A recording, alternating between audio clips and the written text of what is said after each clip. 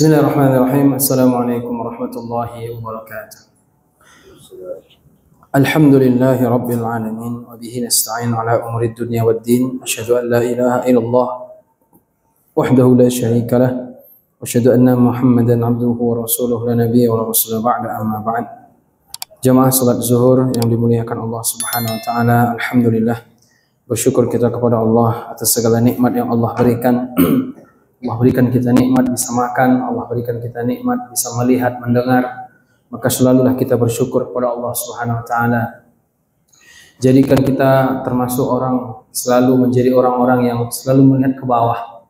Sebagaimana perintah Nabi, unzuru ila man asfala minkum. Lihatlah orang yang di bawah kalian, jangan lihat yang di atas. Wala tanzuru ila man huwa fawqakum. Agar apa? Biar kita bahagia. Agar kita selalu merasa hidup ini paling enak tuh ya kita. Tapi kalau kita selalu melihat yang orang di atas kita, duitnya lebih banyak pada kita, hartanya lebih banyak pada kita, maka ini membuat kita tidak pernah bahagia dan tidak merasa bahwa kita ini orang yang paling nikmat hidupnya. Masalahnya bukan apa yang sudah kita dapatkan, tapi sudah berapa yang kita syukuri dari apa yang Allah berikan. Bapak yang dimuliakan Allah, salawat dan salam semoga tercurah kepada Nabi kita, Nabi Muhammad SAW.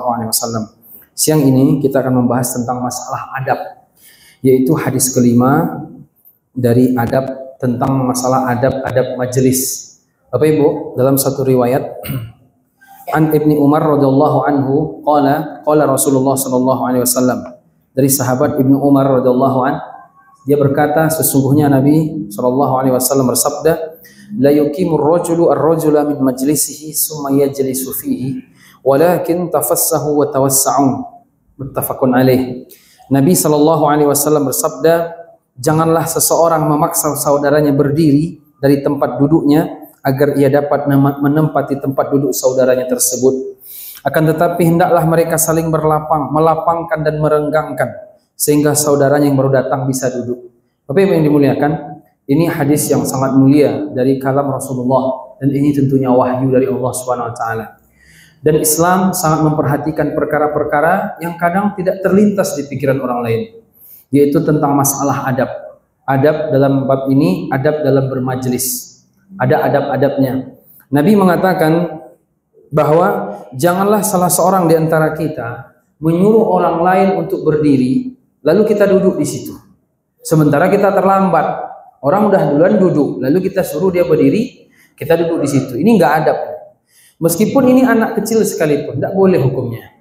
Kemudian, tapi hendaknya orang-orang yang mereka lebih duluan duduk mempersilahkan kepada orang yang belakangan untuk segera melapangkannya. Maka Bapak Ibu, ada dua hal yang dapat kita pahami dalam hadis ini.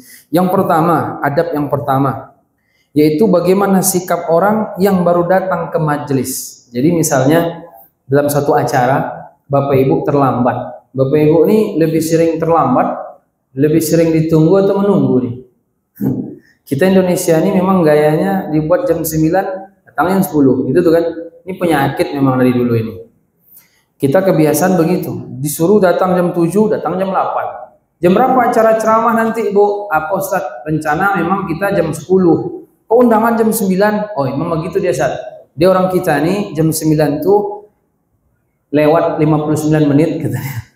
Kan jam 9 juga tuh katanya. 9 lewat 59 menit. Jadi kebiasaan, ini nggak baik ini sebenarnya ini. Ini kebiasaan yang nggak baik. Maka jamaah yang dimuliakan, bagi yang sering terlambat ini ya, bagi yang sering terlambat, jangan sekali-kali kalau udahlah terlambat nyuruh orang yang duluan duduk berdiri kita duduk di situ. Nggak boleh. Mau siapapun dia, mau dia lebih tua, mau dia pejabat, jangan. Karena nggak adab itu. Salah sendiri, ngapain terlambat-terlambat, kan begitu.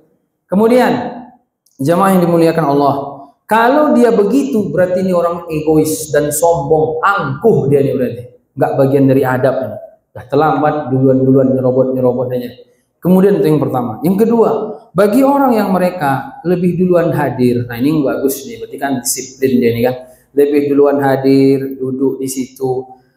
Dia pun kalau bisa kata Nabi, tawassa'u tafassahu wa tawassa'u, lapangkan dan renggangkan. Jangan pula dia terlambat biar aja berdiri situ dia, biar sampai pingsan dia berdiri. Jangan. Tapi kita kasih, oh ini ada kawan terlambat, kita geser. Tidak usah dia minta, tolong Pak bisa geser sedikit. Jangan, langsung kita ngasih kesempatan. Oh biasa, orang-orang terlambat nih, kita kasih aja dia yuk, gak apa-apa lah. Nah, kita kasih langsung.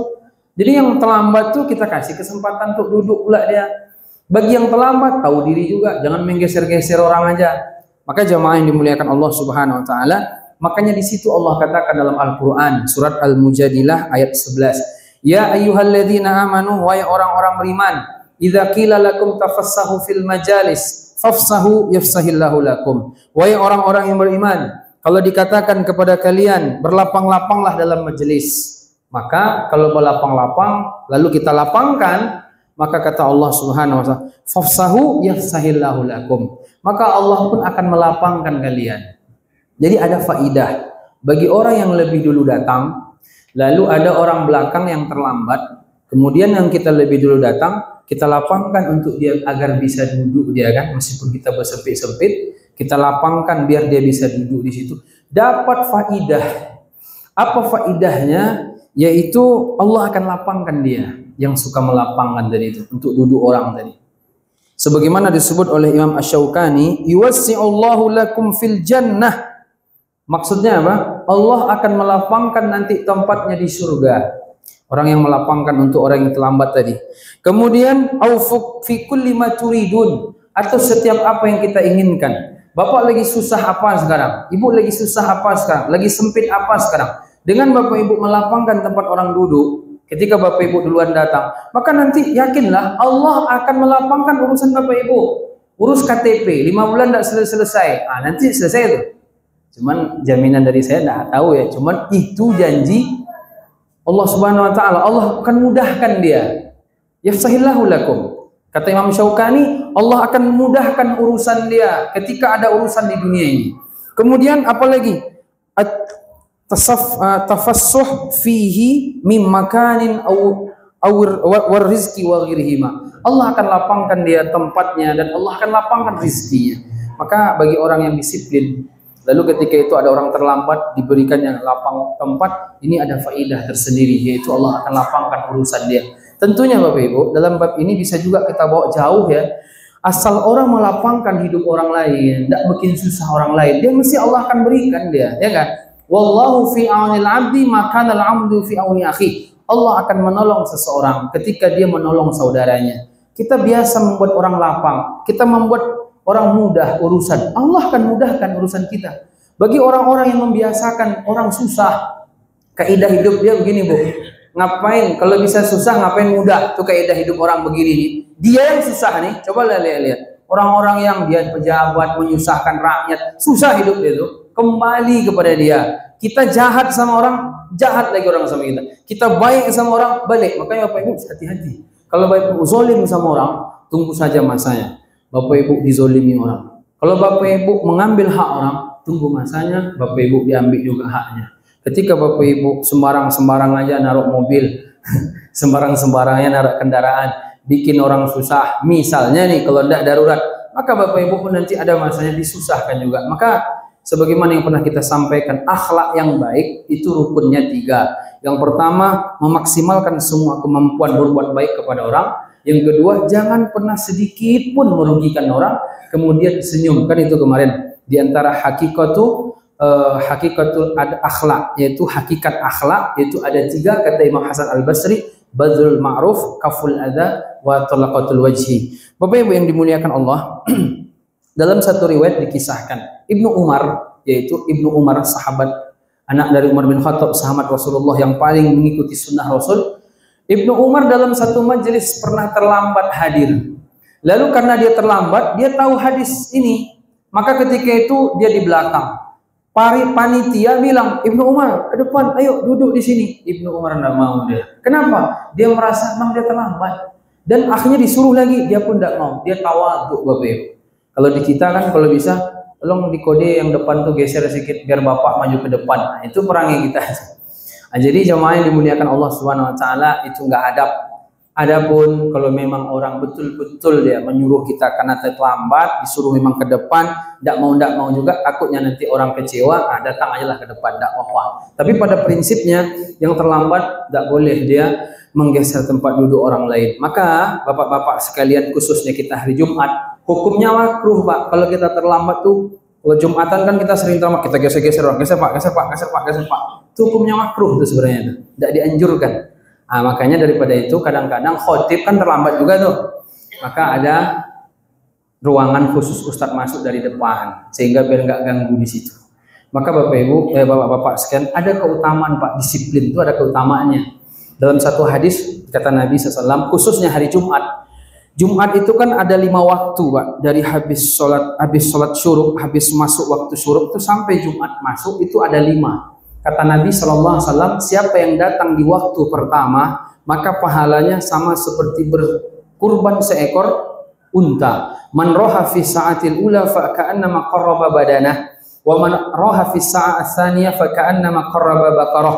Siapa yang datang waktu kedua, dia bagaikan berkurban seekor jawi. Siapa yang datang di waktu ketiga, dia bagaikan berkorban seekor kambing. Siapa yang datang waktu keempat, dia bagaikan berkorban seekor ayam. Siapa yang datang di waktu kelima, maka seolah-olah dia berkurban sebuah telur. Jadi dari habis syuruk tuh sampai Jumat masuk itu 5 waktu dibagi 5. Kemarin kami pernah hitung-hitung sama jamaah pas pengajian. Anggaplah dimulai dari waktu syuruk itu jam berapa sekarang masuk waktu syuruk? Anggaplah jam 6:30, meskipun 6:10 sekarang kalau salah, 6:30. Itu sampai jam 8. Itu waktu pertama kurang lebih. Jadi kalau Bapak datang di hari Jumat besok jam 6:30, jam 7, setengah 8, jam 8, Bapak dapat pahala seperti berkurban seekor unta. Meskipun Bapak tidak pernah langsung lihat unta kan, misalnya unta. Kalau nanti Bapak datang jam 8 sampai jam 10, setengah 10 atau 9:15, nah itu berarti waktu kedua, bagaikan berkurban seekor jawi. Dan seterusnya, ketiga, waktu keempat, waktu kelima. Jadi ada keutamaan lebih dulu hadir. Buktinya di Jumat begitu. Bapak pernah enggak pergi Jumatan Bapak ke masjid jam 8? Belum pernah ya? Sama kita berarti. Nah, maka kalau bisa besok-besok kita coba program jam 9 tuh kita datang ke masjid. Cuman itulah kalau Ustaz nih waktu duha pengajian ya kan, nanti adalah datang jam 11. Jadi ada keutamaan Pak, datang ke masjid itu kalau bisa jam 9. Kalau bisa jam 10, ada keutamaan. Kalau berani datang jam 7 sampai Jumat masuk. Cuman saya khawatir kalau iman belum kuat, jangan jam 7 nanti pindah tidur pula, ya kan? Tapi insya Allah mudah-mudahan niat dah dapat baca Quran, zikir, nah itu sampai masuk Jumat, masya Allah itu luar biasa. Jadi intinya ada keutamaan disiplin. Bagi yang terlambat, tidak boleh ganggu orang duduk, geser orang dia duduk situ, tidak boleh. Bagi yang lebih duluan datang, lapangkan biar orang yang terlambat ada tempat duduknya, maka Allah akan lapangkan pula urusan dia, dan Allah lapangkan pula nanti tempatnya di surga. Cukup sekian. Assalamualaikum warahmatullahi wabarakatuh.